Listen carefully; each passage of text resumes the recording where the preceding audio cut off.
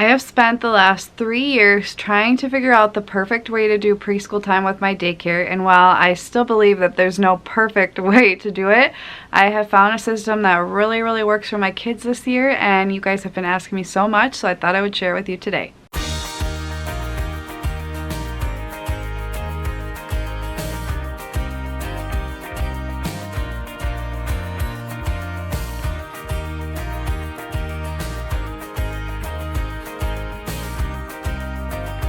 Hey guys, Sarah here from Work Life Glue, where we glue work and life together one piece at a time, and we talk all about how busy working parents can manage all that life has to offer so that they can have a beautiful life as well. And every Friday I do a daycare day video because I am a childcare provider in my home, and today I'm going to be talking about preschool time. So let's just jump right in. So before I get to the nitty-gritty of what I do during preschool time, I just wanted to share when we have preschool time. So I lay down my 1-year-old, who's my daughter, and my current daycare infant. I lay them down right after breakfast at about 8:30. I find that this is just when they're already tired, they have full bellies, they're ready to sleep, and it gives us about 45 minutes to an hour of uninterrupted time when they're sleeping, and that we don't have toddlers screaming trying to get into the little pieces. We don't have babies who need bottles at that time, and I've just really worked with the younger ones to get them on a good nap schedule so that we can have this time, and it just works out perfectly. So from about 8:30 to 9:30 is our preschool time. So I'm just going to show you guys, kind of take you along what I would typically do if the kids were here, and explain as I go. So the very first thing we do, we come down from breakfast, and usually I'll let them play for a few minutes. I'll get the kids that take a nap down for their nap, get them diapers changed, sleep sacks on or whatever, put them down, make sure that they're like falling asleep, have the monitors on, everything like that. And then I will give the kids like a 2-minute warning before cleanup. I'll get all my stuff ready, and then I will set a timer for 2 minutes. They'll play, and then we usually will clean up. Sometimes if there's not a lot of toys out, we'll just kind of like put them aside out of our way so they're not grabbing them, especially if we're going to keep playing after. But if it's a really nice day out and I know we're going to try to get outside after, then we'll just clean up then so we don't have to worry about it later. So we will clean up, and then everybody meets me on the floor. Okay, so we get on the floor in a circle for our circle time, and we do a few things during circle time. The very first thing we do is sing our hello song. I learned about this from the ooey gooey lady. Oh my gosh, what's her name? I can't think of her name right now. So every day we have a line leader, and I have a whole video on that if you're interested. But the line leader gets to do everything first for the day. That way nobody's fighting. Everybody understands that the line leader gets to go first so we don't have any fights. So the line leader will pick a body part, and I say we have to stay sitting, mostly because I don't like to have to get up and down a bazillion times. It's hard on my knees. And they will pick a body part to shake or move in a silly way. Sometimes they'll pick their hands, sometimes elbows, sometimes eyes, sometimes tongue, which is really funny because then you talk like this. And we're just silly, and it's light, and it's helping us greet each other. And we even say that because greeting was one of our words for September from our Funshine curriculum on our word wall. So I always say, what is that called when we say hi to each other? And they all go, greeting, and we shake hands. So we go around, I say, okay, Celia, you're the line leader. What body part do you want to shake? And she might pick her elbows. So then we'll all wiggle our elbows, and we'll go, hello, Celia. Hello, Celia. Hello, Celia. We're glad that you are here. Hi, Celia. And everybody will say hi, Celia, and she'll say hi, friends. And then she'll pick a friend to go next. So let's say it's Harry. And then he'll pick his hair, and we'll go, hello, Harry. Hello, Harry. Hello, Harry. We're glad that you are here. Hi, Harry. Okay, so it's setting the mood. It's getting their wiggles out, and it's a good transition to focus time. So after we all go around and we do our hello song, we get out their favorite thing in the whole world, this rainbow koosh ball I just got a month or 2 ago. It's our talking ball, and I've taught them that they don't get to talk and blurt out their answer unless they're holding onto this talking ball, and it's really helping them learn to take turns and to listen to one another. So the very first thing we do, and this is probably something I've had the most questions on, I cannot find this product anywhere. It's a Lakeshore product. I got it from another provider when they were closing. I can't find it. If you guys find it somewhere, let me know. But it's these question of the days. You could even make up your own, or maybe even Teachers Pay Teachers has a version. I'm not sure. But what I do, I get out a whole bunch of them that we haven't done.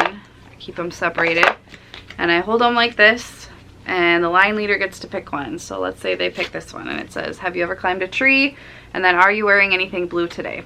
Sometimes the questions end up going really, really well with our curriculum. So it might say, are you wearing anything orange today? And orange happens to be our color. And sometimes, since they can't read, I just change it to that to fit. So I might do this one. I'll say, are you wearing anything orange today? And I usually answer first, just to kind of model what the kind of answer to give, because sometimes, especially with the 2-year-old that I have, the younger ones, I might say, like, what's your favorite vegetable? They might not remember what a vegetable is. So I always answer first. So I'll say, nope, I'm not wearing anything orange, but my hair is kind of orange. And we laugh. And then I pass it to a friend, usually the line leader, always the line leader. And I'll say, okay, Celia, if she's the line leader, are you wearing anything orange? And everybody else has to stay quiet, and I help remind them of that. And then she'll answer, and then she'll pass it to a friend until everybody has gone. And they love that. And this is just... really, this time is helping us bond, and it's helping us learn to communicate effectively. It's helping teach us to take turns, to wait our turn, and it's teaching them those self-regulation skills that are so, so important. They're the most important indicators of academic success over whether they know their ABCs or not. A kindergarten teacher can always teach a kid the ABCs if they have good regulation skills. But we need to help them get to that point. So that's what this time is really for, and it really does help them, and it helps them to feel heard, because so much of the day, especially in childcare, when you have a whole bunch of kids, they're all trying to tell you a bazillion stories at once, and you just cannot sit there and focus and listen to every single story. You would never get anything done, and you'd go brain dead. So this is a great time that sometimes they'll connect it to a story, and we'll let them share, and it's just a great time for them to feel heard, valued, and to learn how to communicate. So the next thing we do, I have these face cards. I got at a store, a learning store. It was actually like a big poster, and you cut them down. So I do the same thing. I take ones we haven't done yet this round, and I hold them like this, and then the line leader gets to pick one. Okay, so there's all different faces. So let's say it was this one. And then I'll say, okay, everybody make that face, and we'll all practice it. And then before I start passing it around, I'll say, what do you think he's feeling? And it also comes with a little cheat sheet in case you don't know quite what the emotion's supposed to be. But they might say, he looks scared, he looks worried, or whatever it is. And then I'll kind of guide them and say, yeah, he looks really scared. We're going to go around and share what you think he's scared of. And then we'll go around and I'll say, I think he's scared of a TV show. What do you guys think? And then I'll pass it to the line leader. They'll say, I think he's scared because his brother's making a silly face at him and he doesn't like it, or whatever, and they'll pass it. And often they're sharing, they just steal each other's answers, which is okay, but it's the main thing in here is self-regulation, and this is really helping them learn to identify emotions. And then often what we'll do, if it's like a more negative emotion, like fear, after everybody's answered, I'll say, what do you guys think you could do to feel better if you feel scared? And somebody might jump in and say, I hug my pillow when I'm scared. I'll say, that's such a great idea. And somebody will also say, I go sit in my mom's lap. And I'll say, oh, that's so lucky. You know, moms are so good at helping us to feel better. And they come up with the best ideas that usually I don't really have to lead it at all. They come up with amazing answers, and this is just a great way for them to learn how to deal with their own emotions while they're calm. And then we can practice them, and we can reference back like, oh, are you scared right now? Do you remember what we talked about? What's something you could do? And they'll say, can I sit in your lap? I'll say, sure, that's a great idea.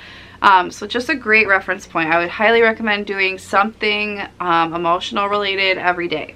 Okay, so now what I do, what's a tip I've learned over the years is, for me, we cannot continue circle time on the floor because they get too squirrely.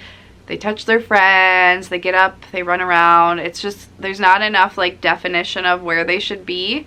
And I found they focus so much better when they're in chairs at the table. So to transition, we sing our weather song, which I got from the Gee Whiz curriculum back when I first opened, and I added actions to it because it has so many great sign language words that I actually learned from baby signing time. If you guys don't have baby signing time, get it. It's been so amazing for my daughters who have taught their friends. My 1-year-old watches it now.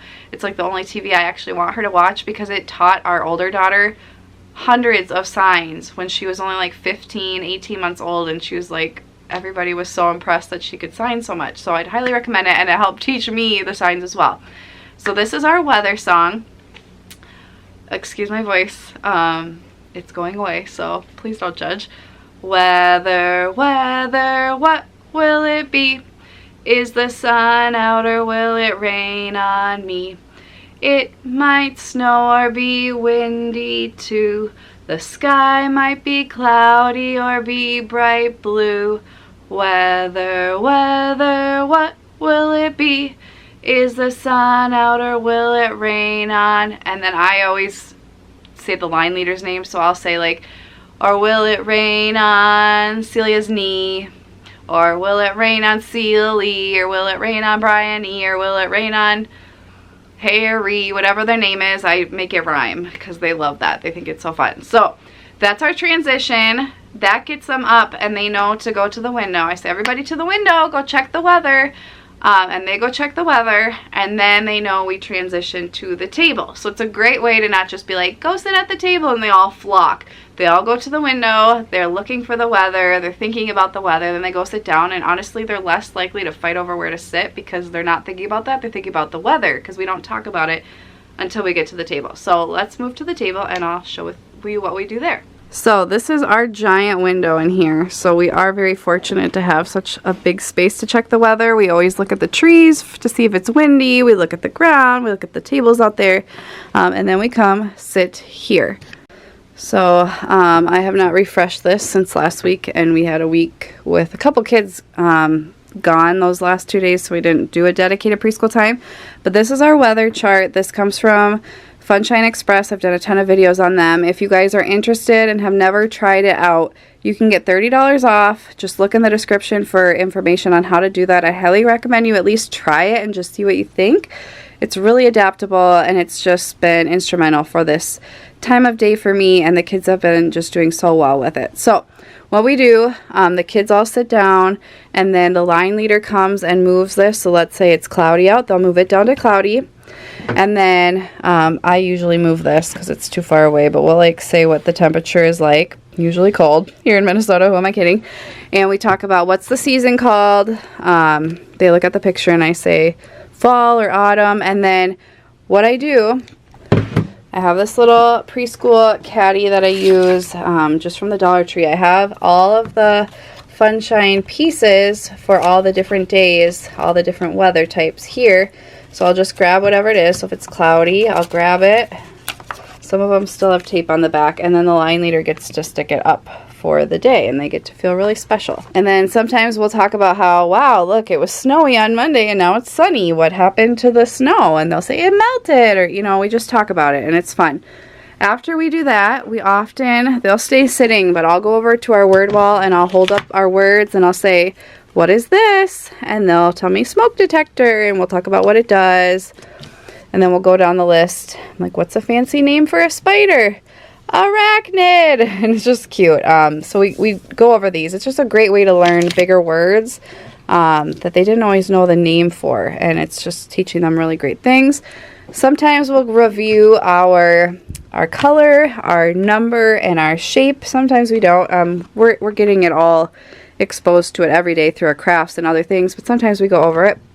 And then after that, we come and we talk about our calendar. So I have loved adapting this in some ways to fit my group, and they've just blown me away with how they're learning patterns and counting and colors and shapes and all that kind of stuff. So I have this pointer I got from a learning store, and so I usually sit here in this spot. I don't know if you guys can see right here, so I'm close to this, and I'll always ask what's the name of the month. They can't read, but they know right here it says, and they'll say October because they were calling it October for whatever reason, but I told them it gets cold in October, so we say October. And then what we do, and I often will have the line leader lead this, they will say, they'll try to guess what day it is. So it's actually this day when I'm filming this, but we didn't do this for a couple days. So the first thing we'll do is figure out the color of whatever piece is here. So I'll start kind of in the middle so we don't have to go through all of these, but we'll go orange, black, blue, orange, black, blue, orange, black, and they'll say it. And often I'm not even saying anything, I'm just pointing, and they're leading it, and almost always they figure it out because they're learning patterns. And then I will get out the actual piece for that day, which is right here. I'd rip it out and I'd kind of hide this stuff, and I'd show them the color, and I'd say, is that blue? And they'd say, yeah. I'd say, oh my gosh, you guys are so smart. And then we'd figure out what picture is going to be on there. So we go hat, cone, spider, hat, cone, spider, hat, cone. And then they yelled spider, and we'd say, I'd go like this, is that a spider? They say yes. So they figured that out. And then the last thing we do is the number. So we go 1, 2, 3, 4, 5, all down. And then obviously these numbers are harder. I go slower. 11, 12, 13, 14, 15, 16, 17. And then sometimes they'll get it and really impress me, and sometimes I have to help. But I'll say, does that have a 1 and an 8? Is that 18? And they'll say yes. And then the line leader will come stick it up. So they love that. I also have a song we often will sing. It's just days of the week to the Addams Family. So it's like days of the week, and then we clap, clap, days of the week, clap, clap, days of the week, days of the week, days of the week, clap, clap. There's Sunday and there's Monday, there's Tuesday and there's Wednesday, there's Thursday and there's Friday, and then there's Saturday, days of the week, clap, clap, and so on. So that's our calendar piece. I know a linear calendar works better. I just don't have a ton of space, and this has been working really well for other things, because obviously I don't expect them to like figure out how to make a calendar, but it's really great at teaching them patterns and colors and numbers and identifying pictures. So I love that. Okay, sometimes, and I just am really flexible about the rest of this, sometimes we'll review our letters that we've been learning and our numbers and colors, and then we often will talk about whatever character trait we've been talking about that month. Last month was kindness, and this month is being cautious, and we give examples, and I might ask them, how were you cautious yesterday or today? They might say, I held my mom's hand and crossed on the crosswalk, or I wore a helmet when I was riding my bike, stuff like that. And it's just driving home the character trait, because they're very important, and it's just amazing what they can soak up at such young ages. Okay, the next thing I do is get out the daily bin from this magnificent thing that I recently created. So I will leave a link to that video where I set this all up, but I'm loving this. So let's say it was Thursday. I'd get Thursday out and I'd bring it over. I would open my curriculum guide to that day, and then I would just kind of look at what it has. I have adapted this because some days I have fewer kids than others, so I sometimes rotate the days around. But whatever's in here is what I plan to do for that day. So this particular day, we were going to match lines to the lines here. So we might do that as a group, or I might, have them do it individually if we have some playtime. We might do a rhyme like Little Miss Muffet. So I have that here with the pieces that I would have cut out for the day. And then they have these cards, one for every day, with like a rhyme or a song. And then on the back it has some kind of movement. So we might do that depending on how we're feeling, if it makes sense, if we have to be outside or inside. And I just kind of read over this, kind of glance at it, and see what I want to do for that day. We often will do this discuss do part, so discuss spider webs with the children. Has anyone seen a spider web? And then I'll get our talking ball back out, we'll talk, we'll share, and I just really base it on how focused they are, how engaged they are, how motivated, interested they are. And then if we're just like done for the day, I move on to the craft, because they almost always like to do the craft. But if they're like super interested, I'll just build upon it. I might grab a future day's activity and do it today because they're just so engaged. I'm really flexible because they're little. And if they're just done, I'm not going to force them to continue. But if they're super duper engaged, we will continue until the babies get up. So there's always some kind of craft every day. We did this lacing one last week. It was awesome for motor skills and figuring out like, how do you lace something? There's, you know, just all kinds. We did a version of this with paint. There's stuff for like National Pizza Day, just all kinds of fun stuff. A lot of times we learn a letter and then we'll do a letter craft, which is from the Touch and Texture pack that I got from Funshine. And then a couple times a week we'll work on our workbooks as well if we have talked about something that's in them. So we don't do every page. We mostly do these ones. This is me writing in it, but if we talk about the letter D, we'll practice writing it and we'll do the little activity. If we learn about triangles, we'll do that. If we learn about a certain number, we'll do that activity. We've done most of these this month already. And so we'll do that just to bring it home. Now, are they perfect at writing and understanding how to do this? No, but it's just getting them used to the idea of it, and it's the little wins, and it's the little exposures to these numbers and these letters that really drive it home. They're not going to just make it click in one day. It's the repetition over time. Okay guys, so that was my preschool time. Like I said, it's very structured at the beginning, but it moves to become more flexible depending on what we're learning, what we're doing, how engaged they are. So I'd highly encourage you, if you are struggling with this time with your daycare kids, first of all, do you have little tiny ones who are just like screaming the whole time? I know I have dealt with that. Some other tips to deal with that, maybe put, like if my Bryony dropped her morning nap, I'd probably put her in a high chair with some food to just occupy her during this time and get her involved as I can. But I have had toddlers who will just sit there and like scream bloody murder because they can't do the exact same thing as the big kids. They can't have scissors. So I'll try to give them, like, adapt it to fit them. But you just have to play with it, see what works for you. I can't give you an answer in every single situation, but just play around with it. That's what I've done. And this year it is working so well. 2 months in, I'm just loving it. Let me know what you guys do for preschool time. What tips do you have? I learned just as much from you guys as I'm sure you learn from me. So leave them in the comments. What are some tips you have? And what are some struggles you have? Maybe I could do a future video on this as well.